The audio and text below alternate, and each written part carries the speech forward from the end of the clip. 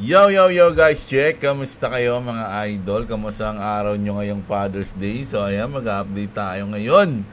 No, Sunday night na update natin ngayong Father's Day. So ayan, babasa na lang disclaimer, post nyo. So ayan, punta na tayo sa ating crypto bubble. So ayan, no, grabe. So sa day to sa day natin, merong mga malalaki ang mga double digit, no, to ditong AB, double digit na positive. Ito naman double digit na negative, yung white, pero kulay red siya ngayon. Kape. So ayan ito yung bubbles natin sa day. Ito naman sa hour, nako, kulay green. Kulay green sa hour, nakaka-recover, no? So XRP natin, medyo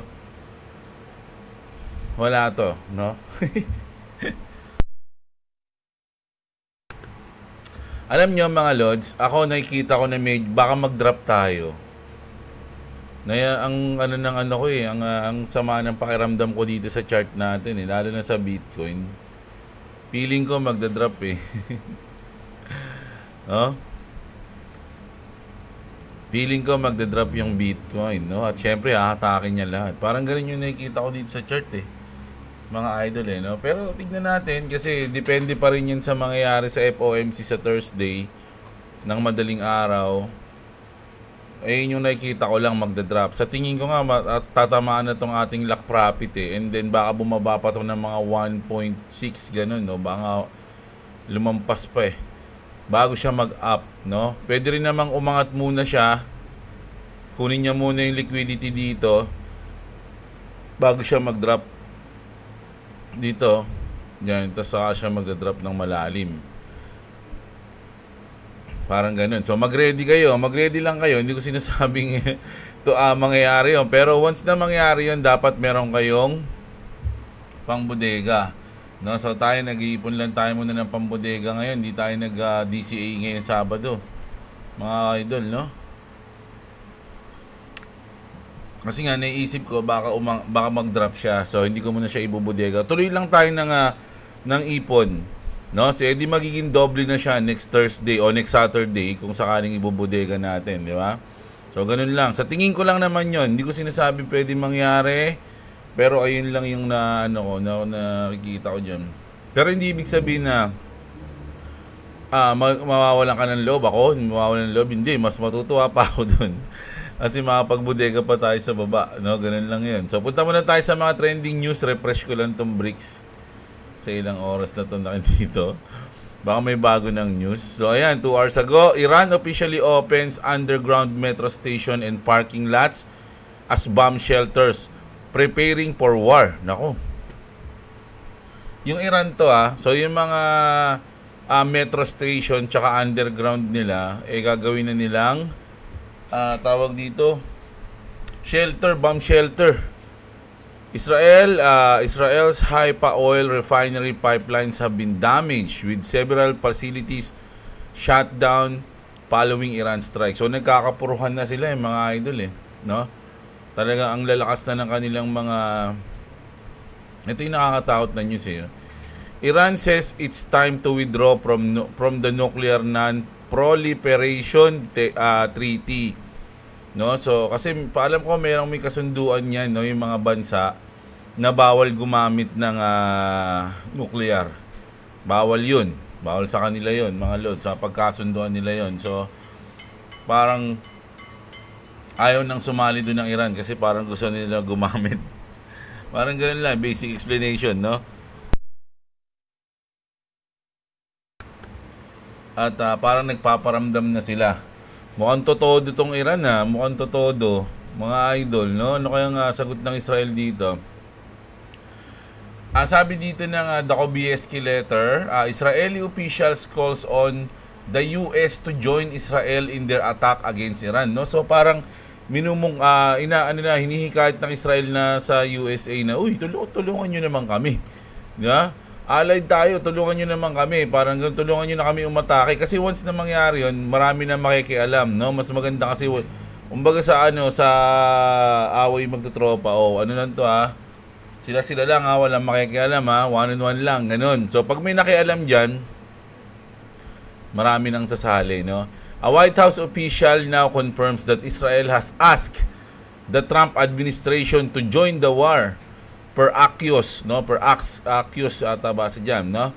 Axios reports that an Israeli source said the US is considering the request, no? Pero sana hindi. Hindi pwede yan, mga idol, no? Sabi nga dito ng Saudi Crown Prince, Israel is doing everything to drag the US into a war in Iran. Sabi, no? Ay, kumbaga pinipilit ng Israel na isali yung ng US para lumakas yung pwersa nila. Ito, grabe to. Sabi dito, they sense what's coming. Ito yung sinabi ni Netanyahu na nagpipli na raw sa bansa yung mga officer ng military ng Iran kasi they sense what's coming. So parang pinakita to. Israeli Prime Minister Benjamin Netanyahu, we have indication that senior leaders in Iran are already packing their bags. No, kumbaga ang tawag dun? Naghahanda na silang lumikas. Parang gano'n, no? They sense what's coming. Ayun yung sinabi natin Netanyahu. So ito yan. Tapos, ito naman yung bagong news, no? Tablado mga idol, no? So kung niyaya ng Israel yung US para sumali, ito yung news na bago ngayon. The US reject Netanyahu's request to join the war against Iran. Tapos may nagtanong, totoo ba yan, Grok? No, sabi dito, totoo ba yan? Sabi naman ni Grok, yes. The claims appears true. Multiple sources including Axios and Reuters confirms the US rejected Israel's request to join military action against Iran, emphasizing diplomacy instead. No credible report suggests otherwise. So, yun na nga, mas maganda yung ganun, no? Na walang makikialam sa kanila. Kasi once na pag yan makikialam din yung Russia, makikialam din yung China, makikialam din yung NATO. So, ang dami na. Baka magkagulo na, mga idol. So, tama lang yung desisyon nila Trump na huwag makialam. Tapos, ito yung pwedeng mangyari. Ito yung parang magandang plano, pang Game of Thrones na yung mga ganitong plano, mga idol, no? Sabi kasi dito ni Trump, the US had nothing to do with the attack on Iran tonight. If we are attacked, ayun naman yung sinabi ni Trump, no? If we are attacked in any way, shape, or form by Iran, the full strength and might of the US Armed Force will come down on you at levels never seen before. No? So parang ganyan yung sinabi ni Trump. Pag kami kinanti nyo, no? Pag kami inattack nyo in any form of way, in any way, sabi niya ganon, nako, durug kayo sa amin, parang ganon. However, pero ito yung magandang huling sinabi ni Trump. However, we can easily get a deal done between Iran and Israel and end this bloody conflict. Ganon.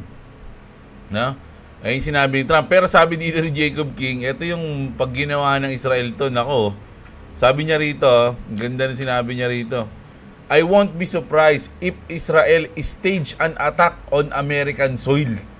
No, kumbaga sasadyain ng Israel na mismo yung attack sa US, tas papalabasin nilang Iran yung gumawa. 'Di ba?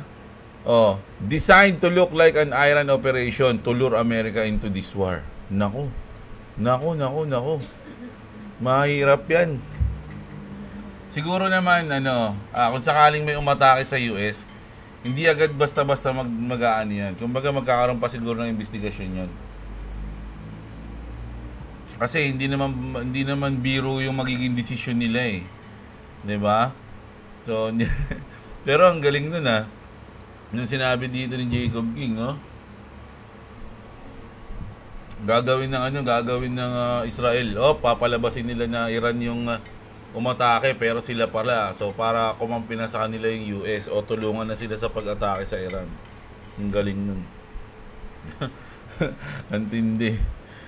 Sabi dito, eto na, kasi nga dahil sa mga nangyayari, mga idol, nagkakaroon ng mga Fear, uncertainty, and doubt, no? Syempre, ibang tao, ibang investor, ano ba yan? Babagsak pa to, mag-out muna ako, ganyan, no? Babagsak pa, ayoko na muna, alabas muna ako. Di ba? Ganun yung sinasabi ng iba, yung mga mainipin, yung mga paper hands. Benta ko muna to, balik na lang ako. Ganun. Sabi dito ni Zoom, if you sell your bags thinking the war affects crypto, there's no other way to put it other than you're stupid, sabi niya, mga idol, no? Sabi ni Zoom. Ito, medyo sang-ayon naman ako dito, mga idol, ng konti, no? Sabi niya dito, look at the charts and zoom out.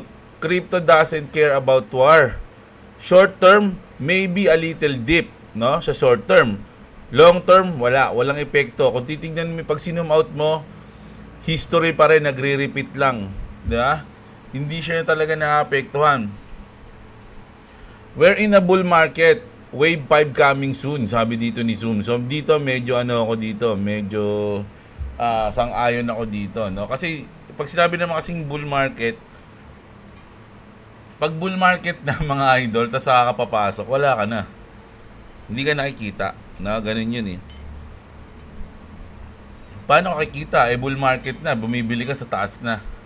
'Di ba? Ang mga kumikita, yung mga bumibili ngayon sa baba, habang drop, habang pula, hindi pa nag-i-start. Kaya yung mga nagsasabi na out muna ako, balik na lang ako sa bull run. Paano kikita kung sa bull run ka na pumasok? 'Di ba? Mas maganda yung nasa baba pa lang sa kakabibili.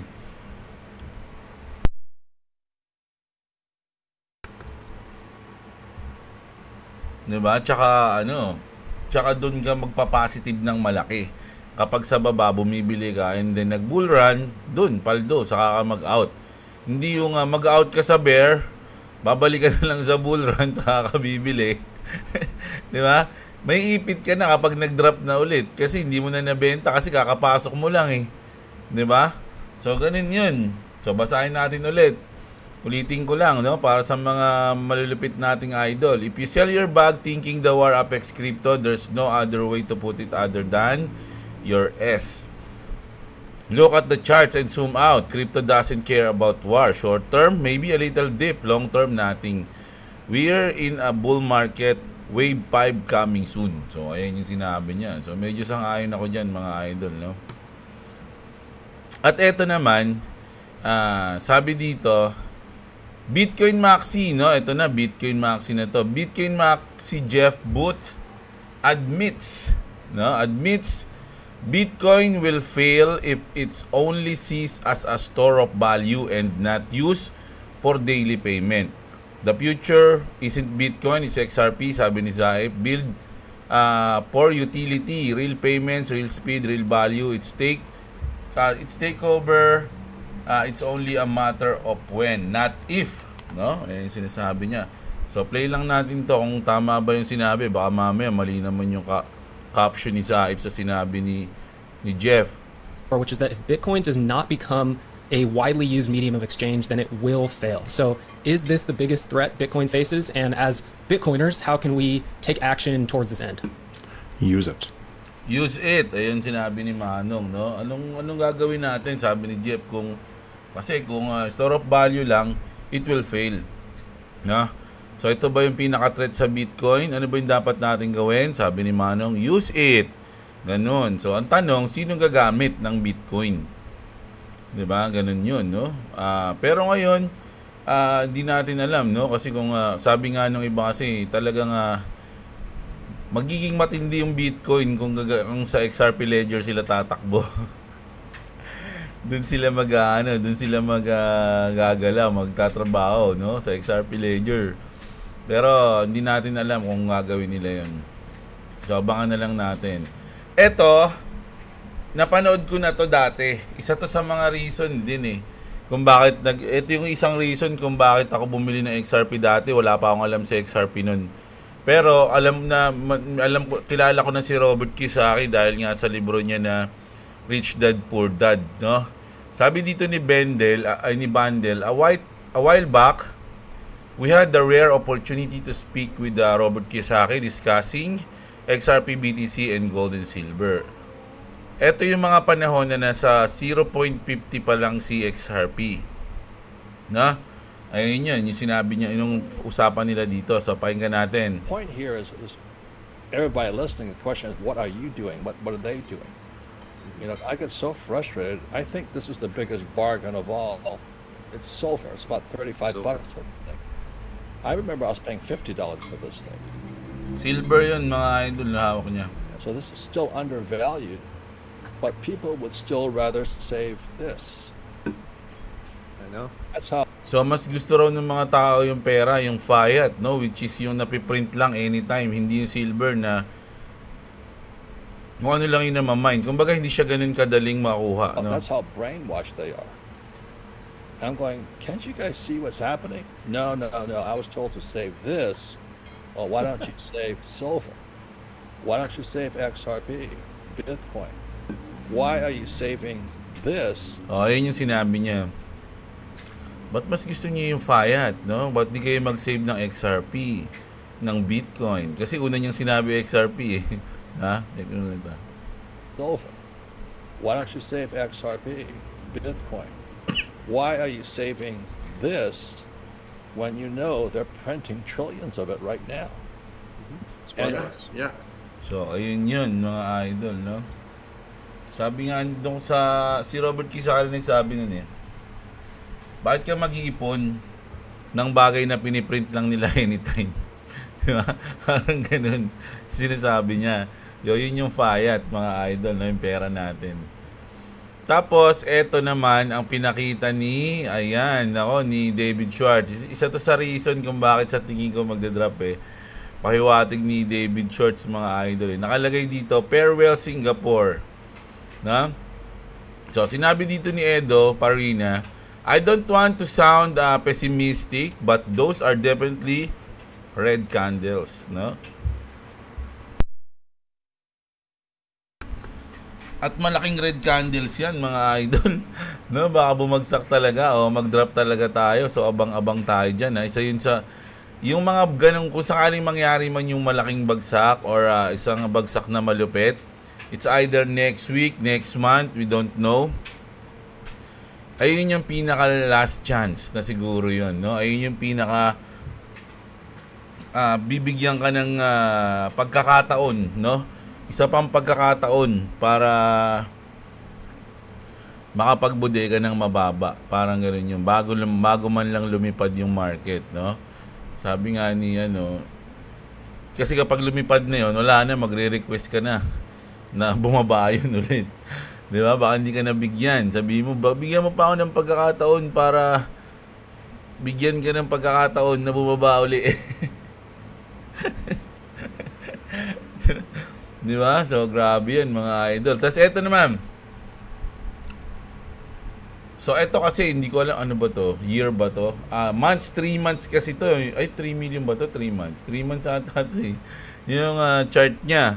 No? Dati kasi, mga idol, nung July 17, 2024, no? Ito yung prediction niya. XRP historic breakout incoming. In all my years of trading crypto, I have never seen 7 years long bull pennant.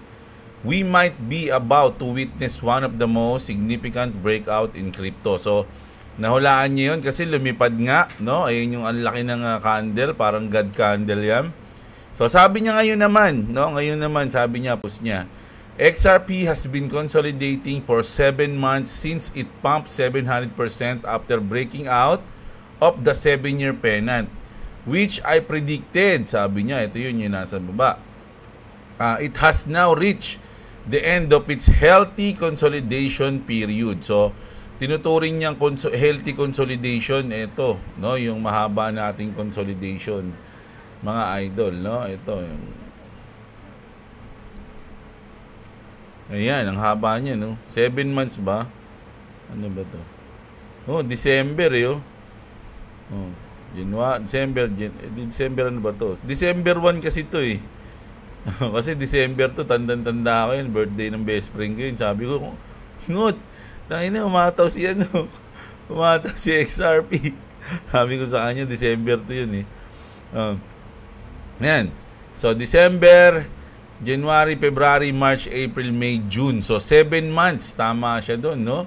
7 months consolidation. The next major move will begin soon. Should align with Bitcoin breaking the 8-year line. So ito 'yun mga idol, no? So pwede raw tayong lumipad na ulit, no? 'Yun yung sabi niya. Kasi 7 months healthy consolidation na tayo. Pero baka may drop pa yan, ha. Hindi naman yun, pero magda-drop pa ng konti yan sa tingin ko lang, ha. Pero hindi niya nababalikan tong 0.5 syempre. So ito na. Punta na tayo sa ating XRP news, no? So bago tayo mag-XRP news mga idol, sa mga wala pang crypto exchange, no? Andyan yung link natin sa description sa baba mga lods, no? Check niyo yung ating mga link diyan. At pwede kayo magbudega, mag-hold, no? At bumili ng inyong mga paboritong crypto, no? Na hindi ko in-advise dahil I'm not a financial advisor. Aralin nyo po ang inyong mga binibiling coins, no? So ito na. Ripple is the plumbing, Monerex is the faucet, no? Parang ganun, yung gripo daw. Monerex official is the first Web3 bank built on the XRP ledger and has already applied for a banking license in Mexico, no? So ayan mga idol, no? Talagang yung iba kasi sinasabi ang dami namang partner lagi na XRP, halos araw-araw may bago. Pero hindi lumilipad, no? So hintayin natin yung gumana yung ano nila, mag-live na ginagamit na nila, no? Sabi dito, ito naman sa si Charles Hoskinson niya, kilala niyo na yan, di ba? XRP integration is coming to Cardano, no? Full XRP integration coming to Cardano, says founder.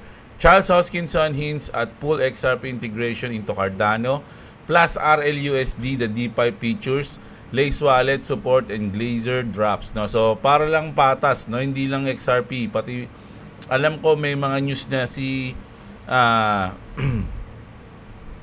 si Charles Hoskinson na sinasabi niya na bibili siya ng mga coin yun kasama yung Bitcoin, no? Sabi nga rito ni Crypto Fundamentalist, no? I never thought I'd say this, but integrating XRP might actually beneficial, not because of what XRP represent, in fact quite the opposite, but because if Cardano stays fully decentralized, neutral and aligned with the original ethos, the bridging asset like XRP only strengthens its position as a foundational layer for real-world adoption.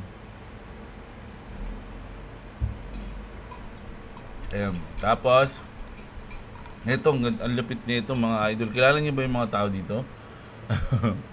Sabi dito ni when Brad Garlinghouse tell you XRP could capture 14% of SWIFT volume, you better be paying attention. Nako, eto tanong lang, no? Sa mga coins na paborito nyo, no? Nakikita nyo ba yung mga founder nun o yung developer nun?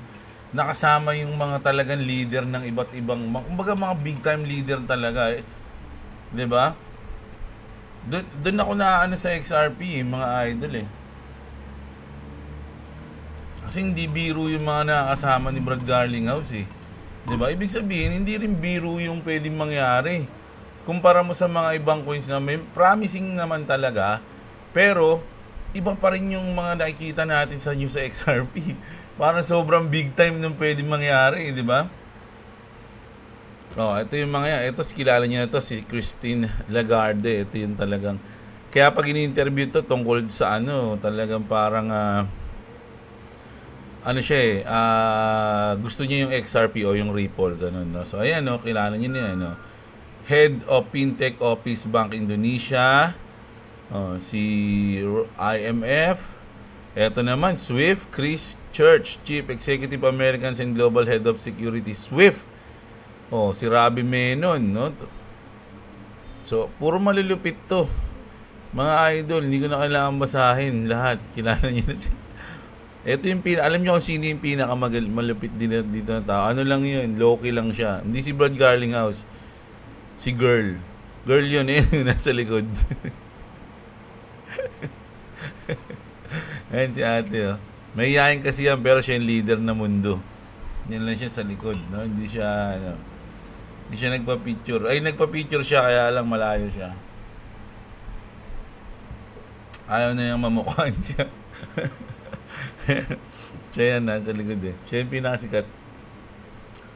Sabi dito, all the conspiracies are turning into reality, no?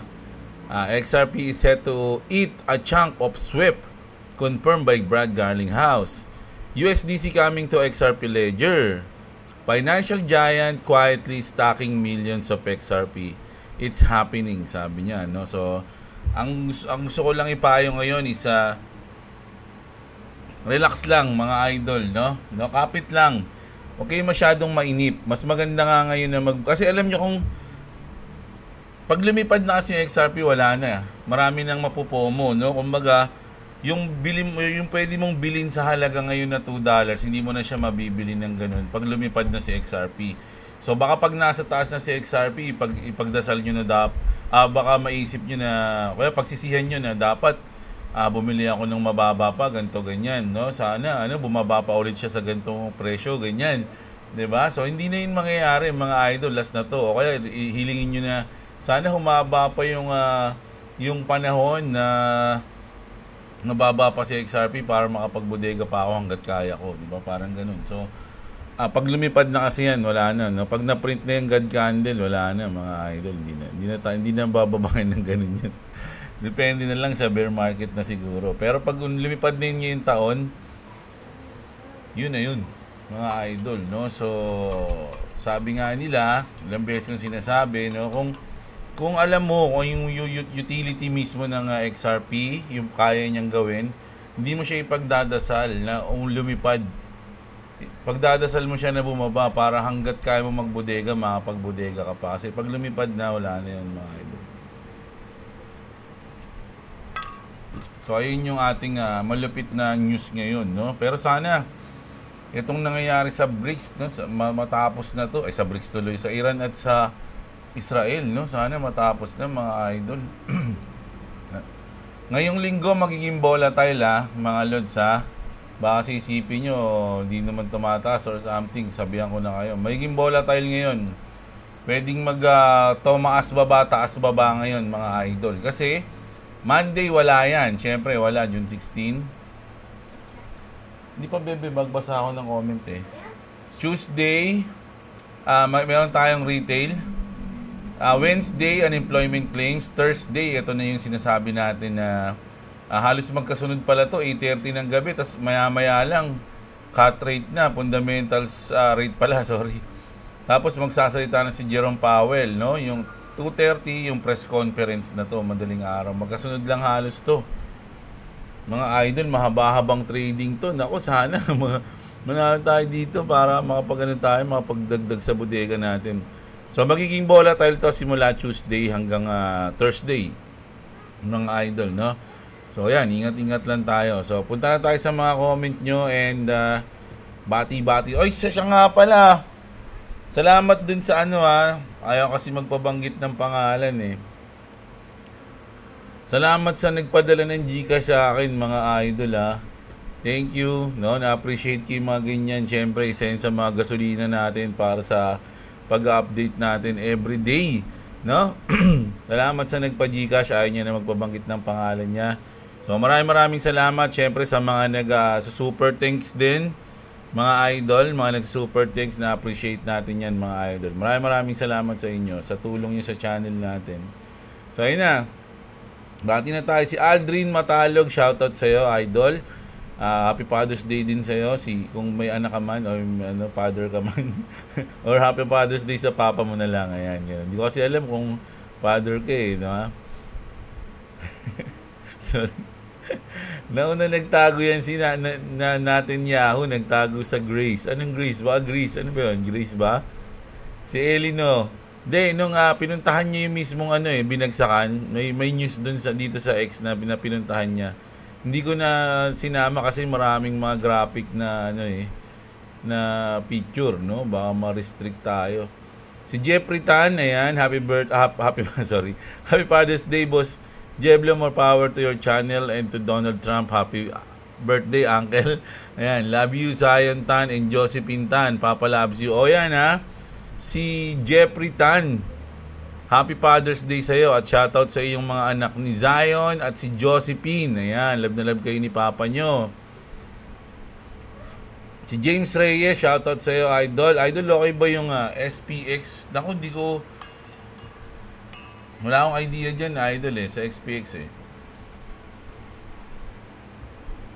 Although parang narinig ko na yun dati. Hindi ko lang matandaan. Si Romel Lumanta, shoutout sa iyo, Idol.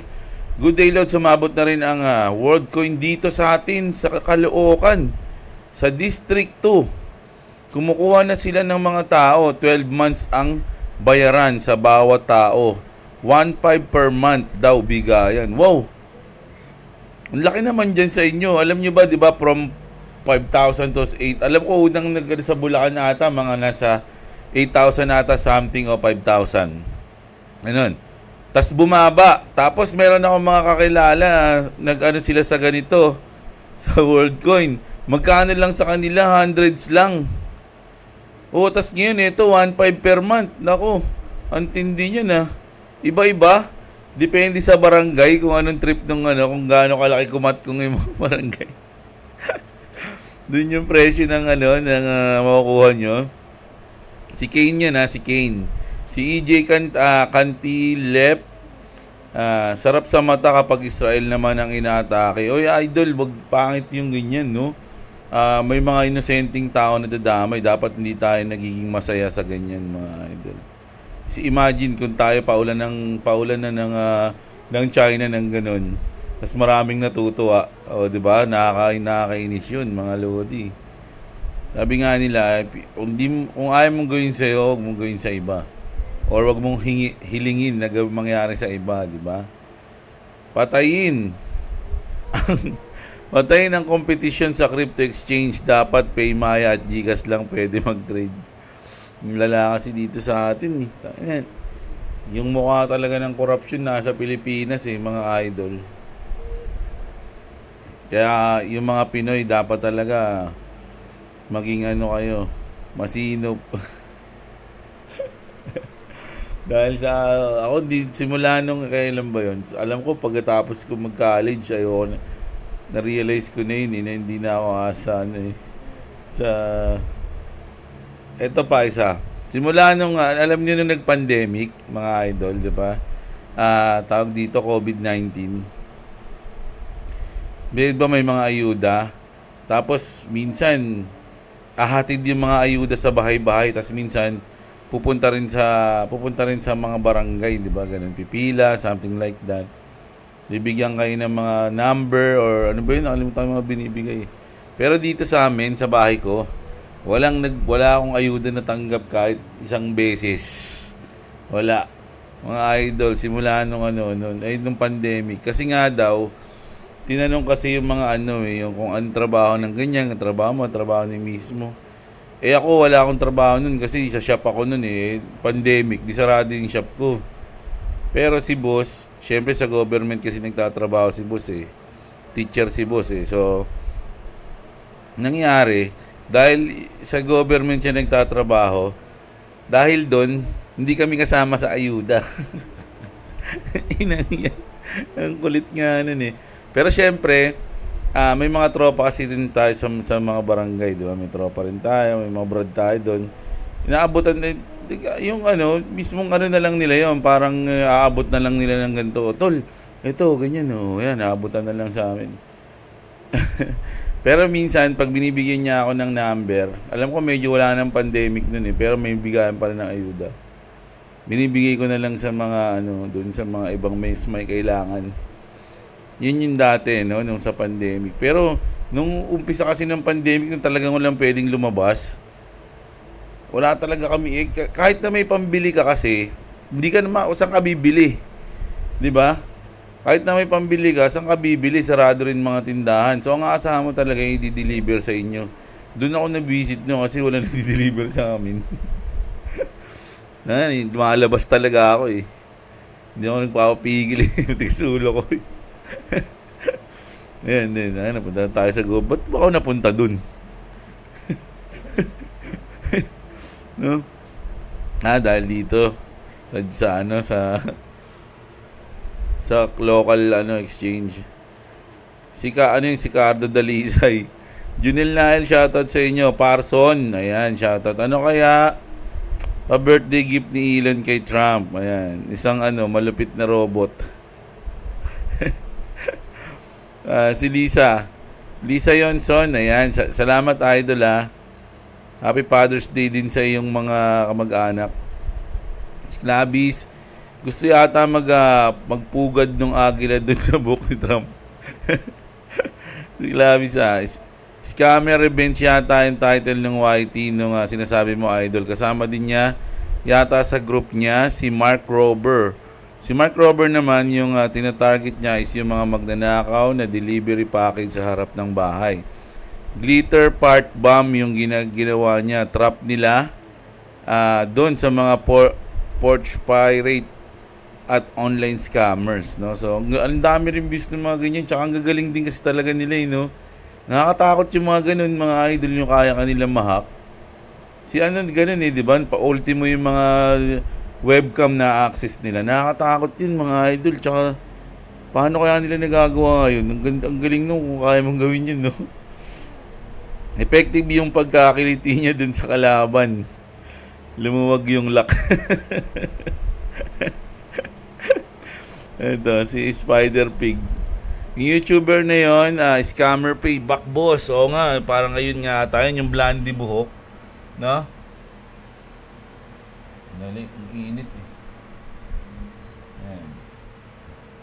kasama ni White Hacker, in-expose yung mga scammer na Indiano. Ayun nga. Usually, mga Indiano yung mga nakikita ko dun Si Pete, ayan, shoutout sa'yo. Si Dens Cortez, napanood ko din yan, Lord. Sumisigaw pa nga yung asawa niya.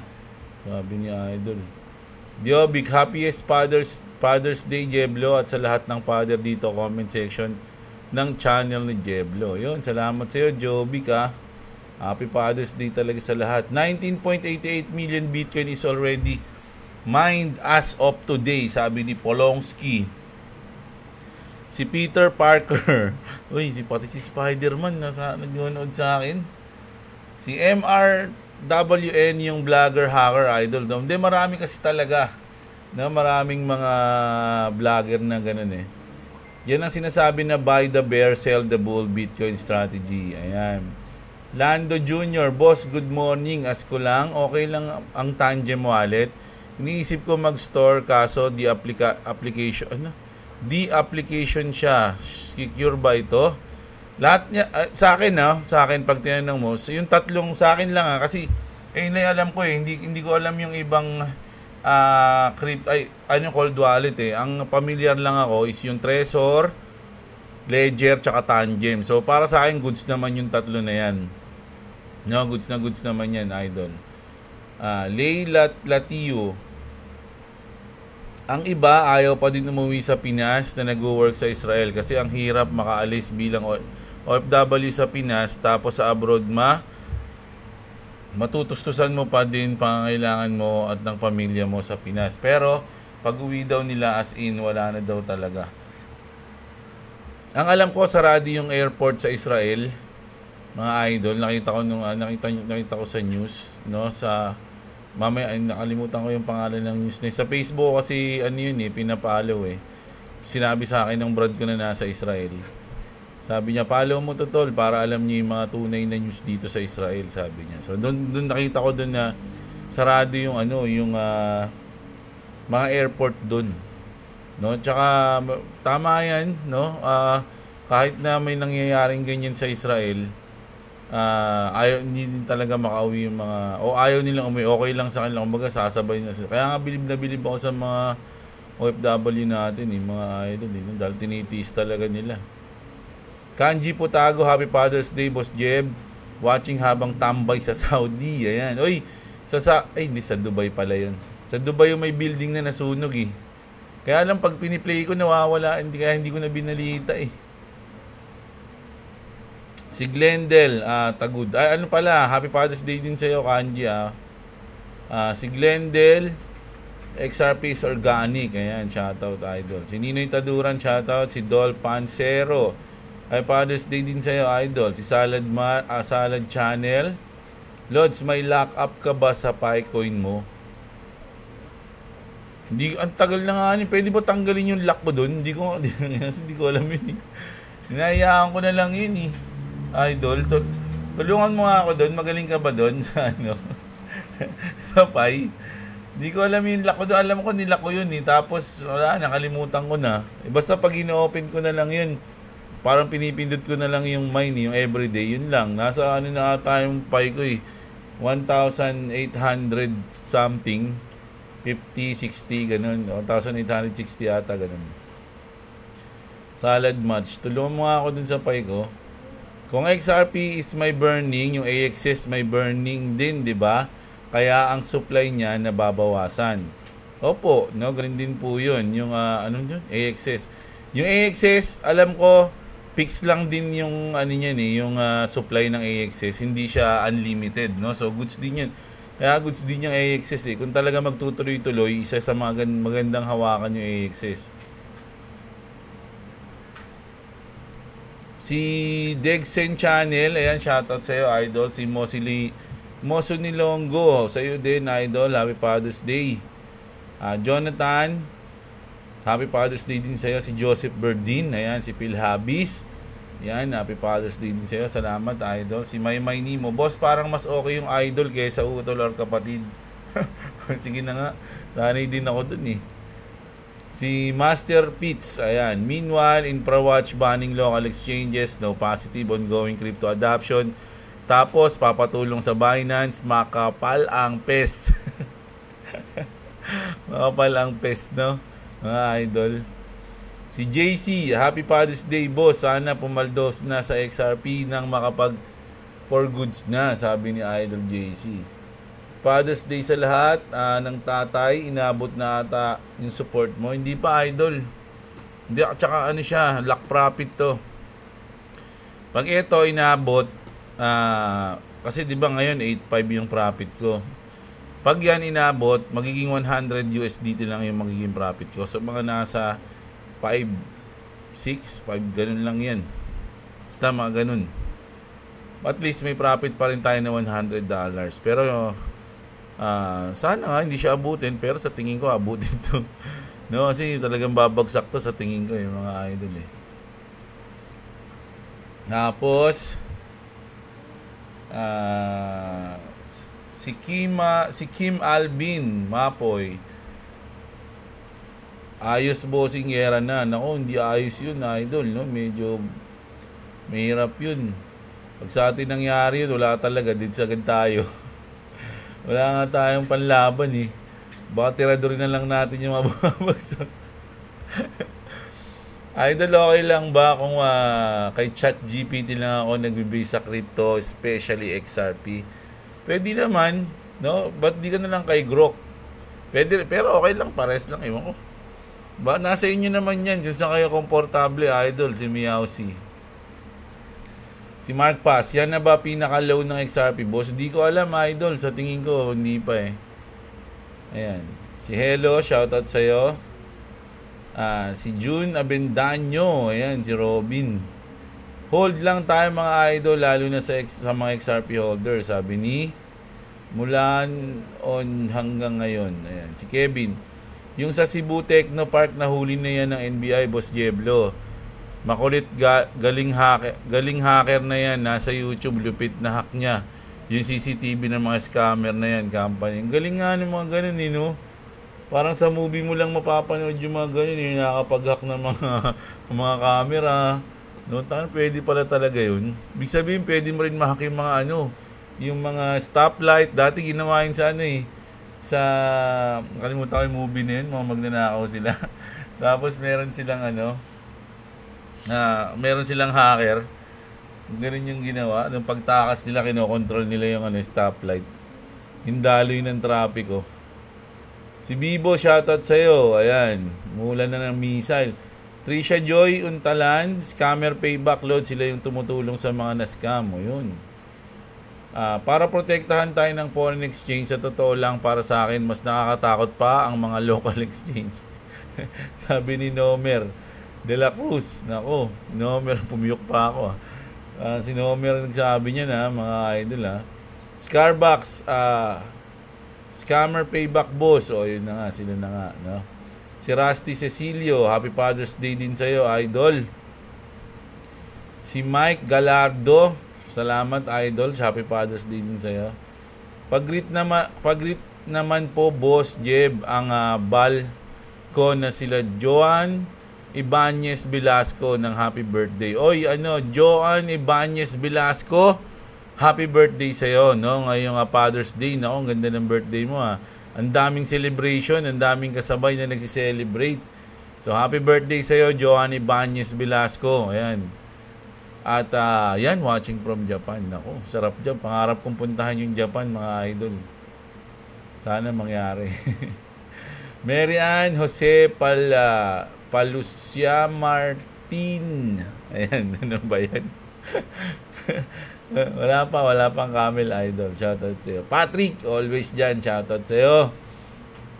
Si Albert Tigwaton. Ayan, shoutout sa'yo. At si RJ Maka. Ayun, si RJ Maka yung ating champion na nag-unang nag-comment sa ating video. Ayan. So, shoutout sa inyong lahat. Happy Father's Day sa inyong lahat, mga idol. No? So, kita-kits ulit tayo bukas, mga idol ng umaga. Sana i-like nyo yung video natin kung nagustuhan nyo, no? At syempre, sa mga wala pang crypto exchange dyan, nandiyan yung link natin. At kung gusto nyo ng ganitong content, alam nyo na, subscribe kayo sa channel natin, mga idol. Kita-kits tayo bukas ng umaga. Maraming salamat sa mga nanood. Magandang araw sa inyo, mga kapatid. At what's up? Subscribe to Clovis TV and subscribe to Jebla if you want to subscribe to me. It's link in the description. Come on, just show it. Do you see it? If you don't see it, I'll be happy. I'll be set with it.